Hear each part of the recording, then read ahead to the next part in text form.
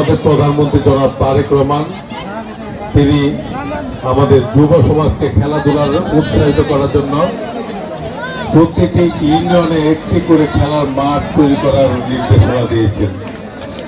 প্রত্যেকটি উপজেলায় একটি স্টেডিয়াম তৈরি করার নির্দেশনা দিয়েছেন এবং খেলাধুলার আমাদের সন্তানদেরকে খেলাধুলার দিকে মনোনিবেশ করার জন্য, নেশা থেকে দূরে থাকার জন্য, মোবাইলে আসক্ত থেকে দূরে থাকার জন্য তিনি অনেক পরিকল্পনা হাতে নিয়েছেন। যেমন করে হাতে নিয়েছেন আমাদের মা বোনদের জন্য ফ্যামিলি কার্ড, আমাদের কৃষক ভাইদের জন্য কৃষি কার্ড, আমাদের যুব ভাইদের জন্য যুব কার্ড।